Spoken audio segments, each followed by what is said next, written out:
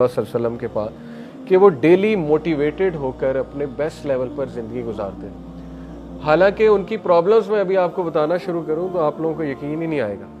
Profit सल्लल्लाहु अलैहि वसल्लम यतीम थे। एक 6 साल के बच्चे के लिए अपनी वालदा को फौत होते देखना अपनी आंखों के सामने, वो भी सफ़र पे, इससे बड़ा ट्रॉमा तो होता ही कोई नहीं। और कई लोग उस ट्रॉमा से नहीं निकलते सारी उम्र। ट्रॉमास तो इंसान को गिरा देते हैं, लेकिन रसूलुल्लाह तो निखर रहे थे और रसूलुल्लाह सल्लल्लाहु अलैहि वसल्लम डेली अपने बेस्ट वर्जन पर आ रहे थे और ग्रोथ और एफिशिएंसी वो आपके सामने है। अपने रिश्तेदारों ने ही जो है वो बैक स्टैबिंग भी की, निकाला भी, बहुत कुछ कहा, दिल तोड़ने वाली बातें कही, मजनून कहा, नाउज़ बिल्लाह, पागल कहा, शायर कहा, काहिन कहा। क्या लेबल नहीं था जो रसूलुल्लाह सल्लल्लाहु अलैहि वसल्लम को नहीं कहा गया। हाउ कम कि वो इतना बड़ा उनका करेज था, जिगरा था कि ना सिर्फ उन्होंने फॉरगिव किया बल्कि उनको गले भी लगाया और दावत भी देते रहे। और ये छोटी बात नहीं होती है कि आपका बॉयकॉट किया जाए और आप एक ये प्रेशर भी लें कि मेरे फैमिली वालों का क्या बने। उन्होंने ये प्रेशर भी डाला कि हम इसकी फैमिली का बॉयकॉट करते हैं, तिजारत रोकते हैं तो शायद ये रुक जाए।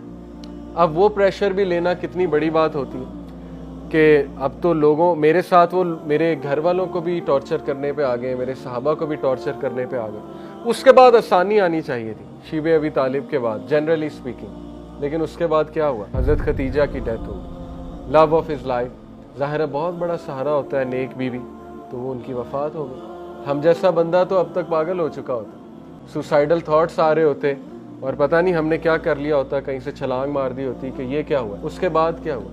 अबू तालिब की वफ़ात। उसके बाद सबसे पेनफुल ताइफ का वाक़या। हज़रत आयशा ने पूछा जंगे उहद के बाद कि क्या ये सबसे पेनफुल दिन है आपके लिए? फरमाया नहीं, ताइफ का वाक़या। और ताइफ में खुद गया हूँ, उसकी गलियों से अभी तक एक सैडनेस और एक गम टपक रहा है। वहाँ जहाँ हमारे रसूलुल्लाह सल्लल्लाहु अलैहि वसल्लम को पथराव किया गया, वो एक अजीब सी गमज़दा सी जगह है। इसके बाद कैसे आप इमेजिन कर सकते हैं कि समवन में स्टैंड अप। ताइफ के बाद हिस्टोरियन लिखते हैं कि कोई और होता तो वो यहाँ पे गिव अप कर रहा है, रसूलुल्लाह सल्लल्लाहु अलैहि वसल्लम के अलावा कोई और होता। अल्लाह के नबी सल्लल्लाहु अलैहि वसल्लम दरख्त के नीचे बैठे रोए, अल्लाह से इल्तिजा की, अल्लाह के आगे अपना गम हल्का किया। वो दुआ सुनने वाली है कि अल्लाह क्या आप मुझे छोड़ देंगे, इन लोगों के हवाले कर देंगे, मेरे दुश्मनों के हवाले कर देंगे। इतने दिल खोल के अल्लाह से बात की उन्होंने। और देखें फिर अल्लाह ताला ने क्या मदद भेजी। फरिश्ता आया, उसने कहा कि मैं अभी हुक्म दे, मैं इनको 2 पहाड़ों वाला फरिश्ता अभी जो है कुचल देता हूँ। लेकिन रसूलुल्लाह सल्लल्लाहु अलैहि वसल्लम का आप जिगरा देखें कि उस टाइम पे कहा कि नहीं, इनकी कौम में से, इनके बच्चों में से हिदायत याफ्ता लोग आएंगे। और ऐसा ही हुआ। बहुत से स्कॉलर्स ताइफ के इलाके से निकले।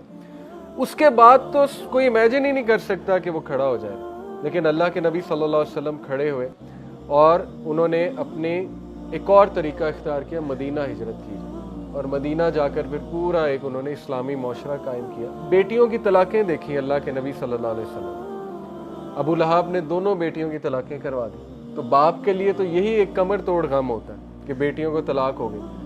फिर मदीना जाकर भी जो है वो यहूदियों ने, कभी मुशरिकों ने सुख का सांस नहीं लेने दिया, इन द सेंस के तंग किए रखा।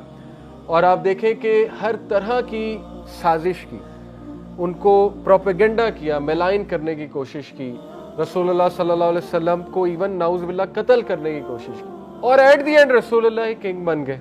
फतह मक्का हुई और वहाँ आकर रसूलुल्लाह सल्लल्लाहु अलैहि वसल्लम के सामने वही लोग आए जिन्होंने पथराव किया था, तंग किया था, उजड़ी फेंका करते थे, क्या क्या करते थे।